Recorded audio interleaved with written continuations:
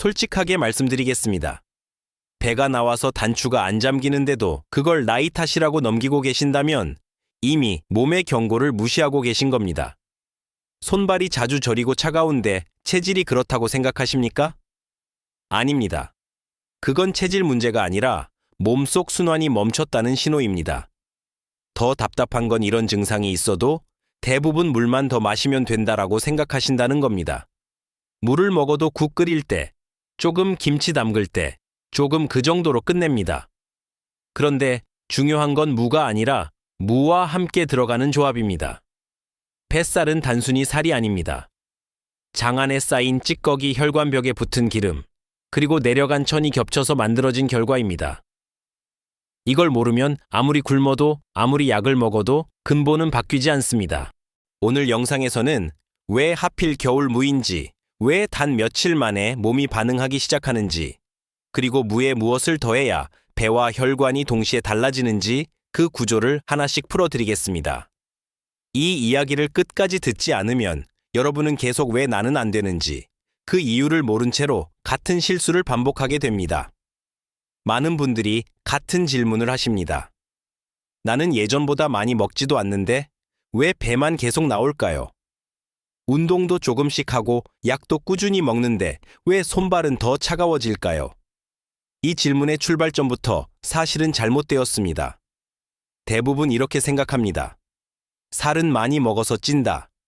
배는 운동을 안 해서 나온다. 혈압은 짜게 먹어서 오른다. 이 말들. 완전히 틀린 말은 아닙니다. 하지만 핵심은 빠져 있습니다. 문제는 양이 아니라 흐름입니다.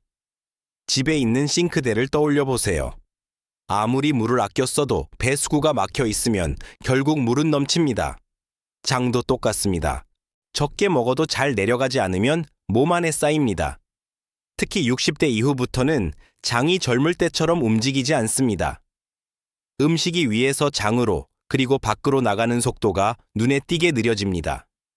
이걸 쉽게 설명하면 이렇습니다. 예전에는 자동문처럼 쓱쓱 열리던 장이 지금은 손으로 밀어야 하는 무거운 문이 된 겁니다. 그런데 우리는 그 문이 무거워졌다는 사실은 모르고 계속 음식만 탓합니다.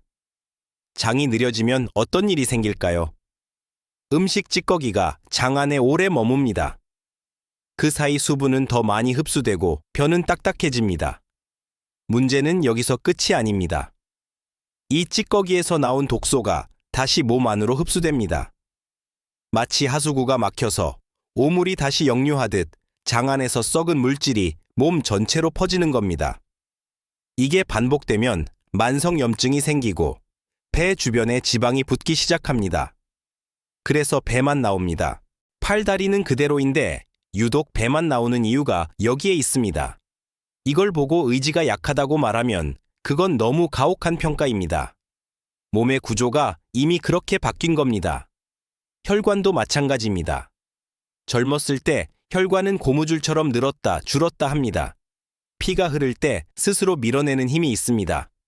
하지만 나이가 들면 이 고무줄이 딱딱해집니다. 탄력이 떨어진 혈관은 피를 밀어내지 못하고 압력만 올라갑니다. 그래서 혈압이 오릅니다. 더 큰 문제는 혈관벽이 거칠어지면서 기름이 달라붙기 시작한다는 겁니다. 벽지가 새 것일 때는 먼지가 잘 안 붙지만 금이 가고 갈라지면 그 틈에 때가 끼는 것과 같습니다. 이렇게 쌓인 기름이 혈관을 좁게 만들고 손발 끝까지 가야 할 피를 중간에서 막아버립니다. 그래서 손발이 차갑고 저리고 감각이 둔해집니다. 이걸 두고 체질이라고 말하는 건 문제가 있는 수도관을 보고 집 구조 탓을 하는 것과 같습니다. 지금까지 많은 분들이 물을 더 마시면 괜찮아진다고 들으셨을 겁니다. 물론 중요합니다. 하지만 배수구가 막힌 상태에서 물을 더 붓는다고 문제가 해결될까요? 오히려 넘칠 뿐입니다. 장도 그렇고 혈관도 그렇습니다. 먼저 정리해야 합니다. 그래서 이 시점에서 겨울무 이야기가 나오는 겁니다. 무는 예전부터 속을 편하게 하는 음식으로 알려져 있습니다. 하지만 그 이유를 정확히 알고 드시는 분은 많지 않습니다. 무의 핵심은 수분이 아니라 섬유입니다. 특히 겨울무는 추위를 견디기 위해 뿌리의 섬유와 영양을 집중시킵니다. 이 섬유는 장 안에서 빗자루 역할을 합니다. 쌓여있던 찌꺼기를 물리적으로 밀어냅니다. 여기서 중요한 포인트가 있습니다. 이건 약처럼 한번 먹고 바로 바뀌는 게 아닙니다. 몸이 반응하기 시작하는 조건을 만들어주는 겁니다. 그래서 왜 5일이냐고 묻는 분들이 많습니다. 몸은 변화를 바로 받아들이지 않습니다. 장이 움직임을 느끼는데 이틀에서 사흘. 혈관이 반응하기 시작하는데 그 이후 2, 3일. 보통 이 정도 시간이 필요합니다. 씨앗을 심고 바로 싹이 안 나는 것과 같습니다. 그런데 많은 분들이 이틀 먹고 안 된다며 포기합니다. 그 사이 몸은 이제 막 움직일 준비를 하고 있는데 말입니다. 정리하겠습니다. 지금 여러분의 배와 혈관 문제는 의지의 문제가 아닙니다. 노력 부족도 아닙니다. 흐름이 막힌 구조의 문제입니다. 이 구조를 이해하지 못하면 아무리 좋은 음식도 제대로 작용하지 않습니다. 그래서 다음 단계가 필요합니다. 물을 어떻게 먹어야 하는지, 무와 무엇을 같이 먹어야 이 흐름이 실제로 바뀌는지, 이제부터 그 열쇠를 하나씩 드리겠습니다. 앞에서 말씀드린 것처럼 문제는 살이 아니라 흐름입니다. 그래서 해결도 억지로 빼는 방식이 아니라 흐름을 다시 만드는 데서 시작해야 합니다. 이 지점에서 많은 분들이 묻습니다. 그럼 뭘 어떻게 먹어야 하느냐고요? 답은 의외로 간단합니다. 겨울무 하나, 그리고 딱 하나의 조합입니다. 여러 가지를 한꺼번에 하려고 하면 오히려 몸이 혼란스러워집니다. 그래서 오늘은 3가지 조합 중에서도 가장 기본이 되는 첫 번째 조합부터 차근차근 설명드리겠습니다. 첫 번째 조합은 무와 사과입니다. 사과 이야기를 하면 바로 반박부터 나옵니다. 사과는 단기 많아서 살찐다. 절반만 맞는 이야기입니다. 사과의 당은 설탕처럼 바로 흡수되는 당이 아닙니다. 사과 껍질에 들어있는 펙틴이라는 성분 때문입니다. 펙틴은 물과 만나면 젤처럼 부풀어 오르는 성질을 가지고 있습니다. 마른 스펀지를 물에 담그면 두툼해지는 걸 떠올리시면 됩니다. 이 펙틴이 장 안에 들어가면 벽에 붙어 있던 찌꺼기를 부드럽게 떼어냅니다. 하지만 펙틴 혼자서는 밖으로 나가는 힘이 약합니다. 여기서 무가 필요해집니다. 겨울 무에 많은 식이섬유는 딱딱하고 길쭉합니다. 이 섬유가 빗자루처럼 장을 쓸어내립니다. 펙틴이 떼어낸 찌꺼기를 무의 섬유가 밀어내는 구조입니다. 이게 무와 사과를 같이 먹어야 하는 가장 중요한 이유입니다. 따로 먹으면 효과는 분산됩니다. 같이 들어가야 청소가 됩니다. 또 하나 중요한 점이 있습니다. 나이가 들수록 장 속 유익균은 줄어듭니다. 유익균은 장 점막을 보호하고 염증을 막아주는 역할을 합니다. 그런데 유익균이 줄면 장벽이 약해지고 자극에 민감해집니다. 사과의 펙틴은 이 유익균의 먹이가 됩니다. 유익균이 펙틴을 먹고 늘어나면 장 환경이 서서히 안정됩니다. 그래서 처음 며칠은 큰 변화가 없어 보여도 안에서는 정리가 시작됩니다. 그럼 이 조합이 혈관에는 어떤 영향을 줄까요? 사과 껍질에는 퀘르세틴이라는 성분이 있습니다. 이 성분은 혈관벽의 염증을 줄이는 데 도움을 줍니다. 혈관벽에 염증이 생기면 그 자리에 콜레스테롤이 붙기 시작합니다. 벽에 상처가 나면 때가 끼듯 혈관도 마찬가지입니다. 무에 들어있는 비타민 C는 이 혈관벽을 다시 단단하게 만드는 역할을 합니다. 비타민 C가 충분하면 혈관 내피세포가 회복되고 탄력이 조금씩 돌아옵니다. 그래서 무와 사과 조합은 장만 보는 게 아니라 혈관에도 동시에 작용합니다. 그런데 여기서 또 하나의 포인트가 있습니다. 무와 사과를 씹어서 따로 먹는 것보다 같이 갈아서 먹는 이유입니다. 무는 매운 성분이 있어 위가 약한 분들은 불편할 수 있습니다. 사과는 단기 있어 혼자 먹으면 흡수가 빠를 수 있습니다. 그런데 둘을 같이 갈면 무의 매운맛은 중화되고 사과의 당은 무의 섬유 때문에 천천히 흡수됩니다. 서로의 단점을 지우고 장점만 남기는 구조입니다. 그래서 아침에 공복 상태에서 이 조합을 드시면 효과가 더 잘 나타납니다.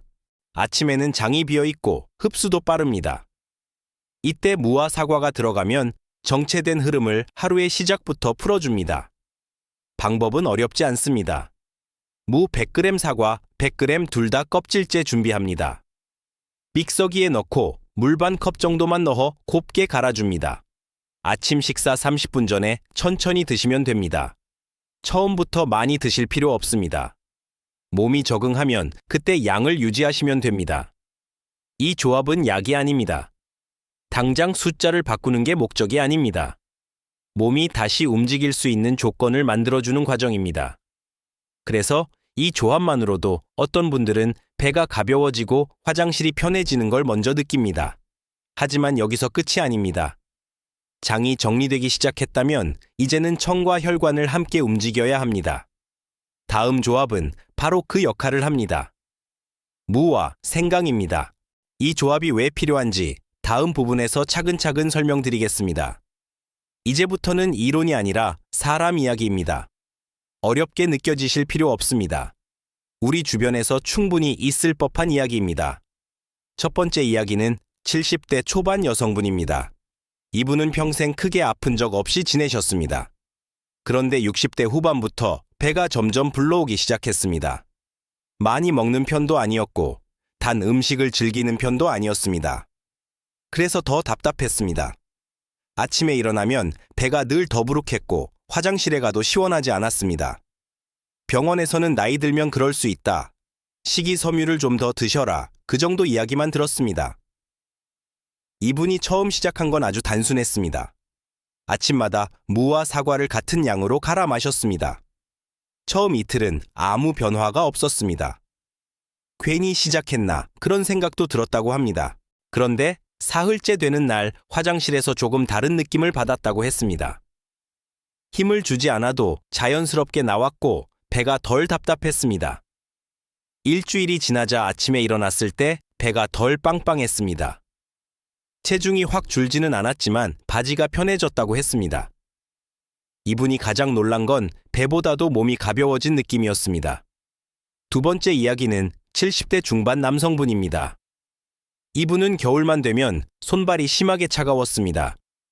양말을 두 겹으로 신어도 발끝이 시렸고 손이 저려 물건을 오래 잡기 힘들었습니다.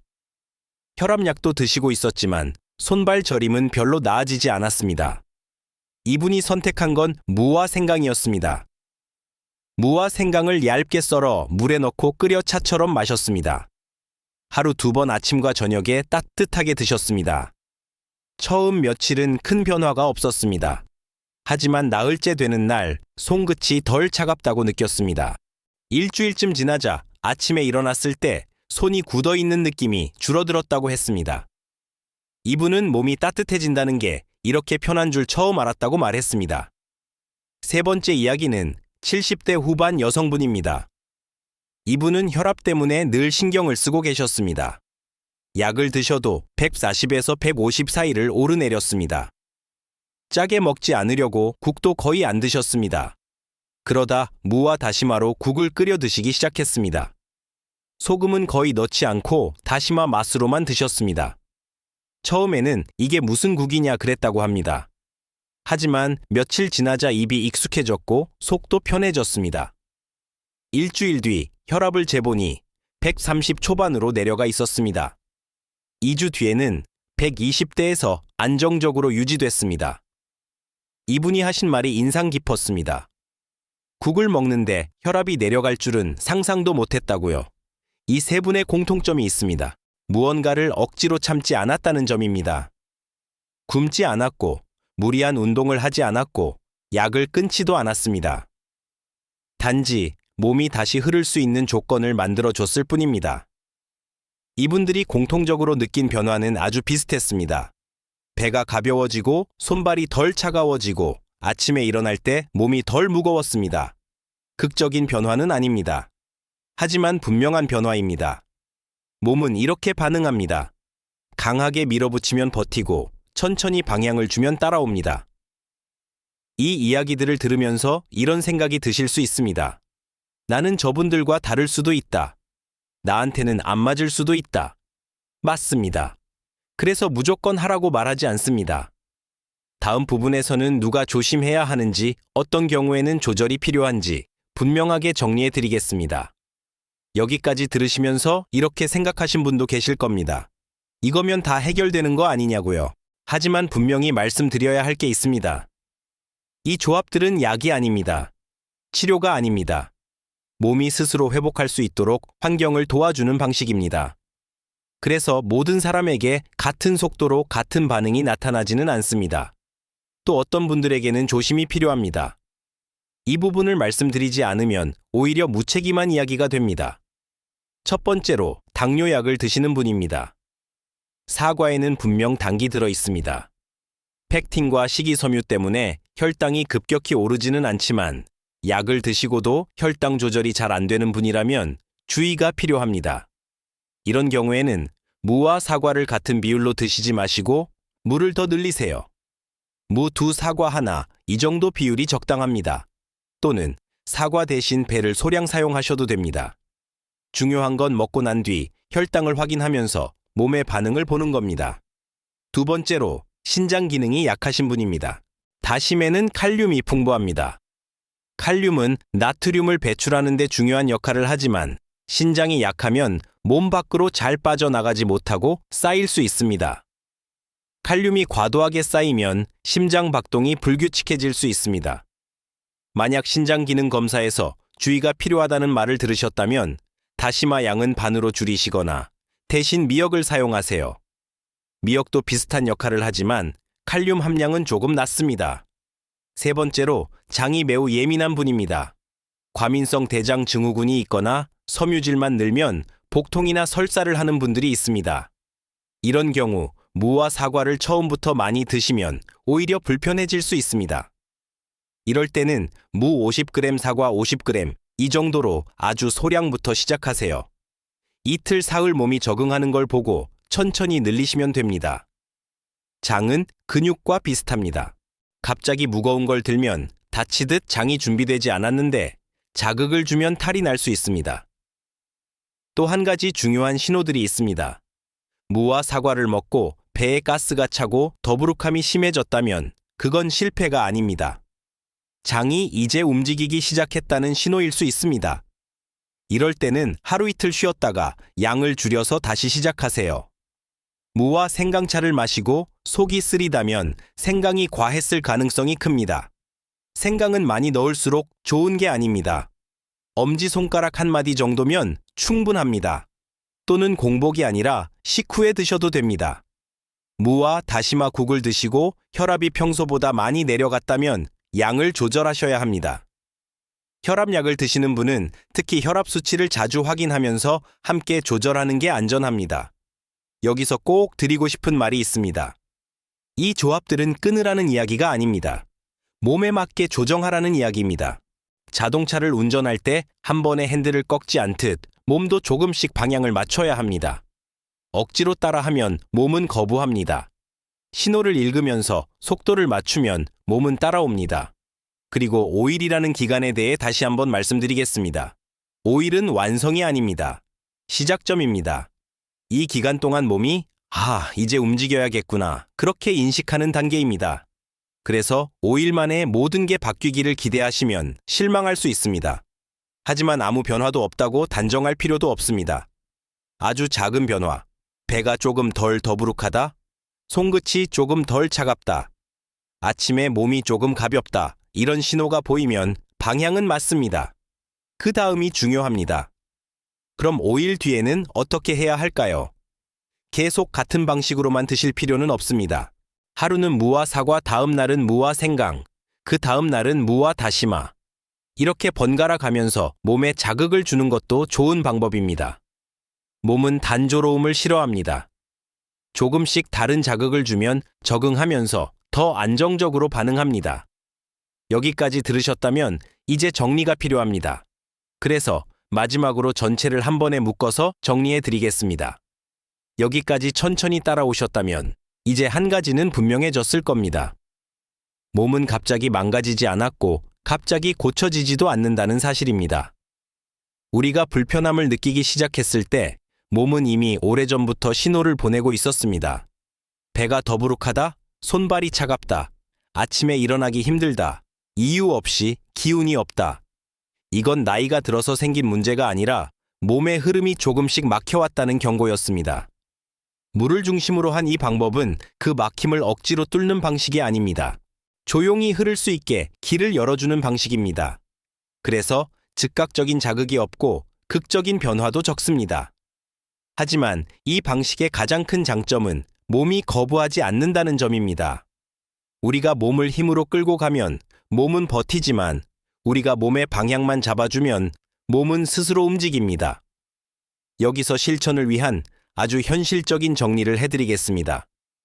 첫째, 한 번에 모든 걸 바꾸려고 하지 마세요. 아침 식사 하나만 바꿔도 충분합니다. 평소 먹던 빵이나 밥 대신 무와 사과 또는 무와 생강차 이 중 하나만 선택하세요. 그것으로 첫 주는 충분합니다. 둘째, 양보다 리듬이 중요합니다. 많이 먹는다고 효과가 빨라지지 않습니다. 오히려 몸이 부담을 느낄 수 있습니다. 적은 양이라도 같은 시간 같은 방식으로 몸에 신호를 주는 게 중요합니다. 몸은 패턴을 기억합니다. 셋째, 기록을 남기세요. 대단한 기록이 아닙니다. 오늘은 배가 어땠는지, 손발이 어땠는지, 잠은 잘 잤는지 이 정도면 충분합니다. 글로 남기기 어렵다면 마음속으로만 체크해도 됩니다. 중요한 건 내 몸의 변화를 내가 알아차리는 겁니다. 넷째, 비교하지 마세요. 누군가는 3일 만에 변화를 느끼고 누군가는 2주가 걸릴 수도 있습니다. 몸의 속도는 사람마다 다릅니다. 남의 속도를 내 기준으로 삼으면 지치기 쉽습니다. 다섯째, 불편하면 멈추는 것도 선택입니다. 몸이 보내는 신호는 정답입니다. 참고 견디는 게 건강은 아닙니다. 조절하고 쉬고 다시 시작하는 것, 그게 오래 가는 방법입니다. 이제 이야기에 처음으로 다시 돌아가 보겠습니다. 왜 무였을까요? 무는 강하지 않습니다. 그래서 오래 함께할 수 있습니다. 몸을 밀어붙이지 않고 몸을 설득하는 식재료입니다. 사과는 장을 깨우고 생강은 몸을 트고 다시마는 흐름을 정리합니다. 이 조합은 어떤 기적을 만들기보다 몸이 원래 하려던 일을 다시 하게 돕습니다. 우리가 건강을 잃는 과정은 조용했지만 회복도 조용할 수 있습니다. 소란스럽지 않아도 충분합니다. 오늘부터 완벽하지 않아도 괜찮습니다.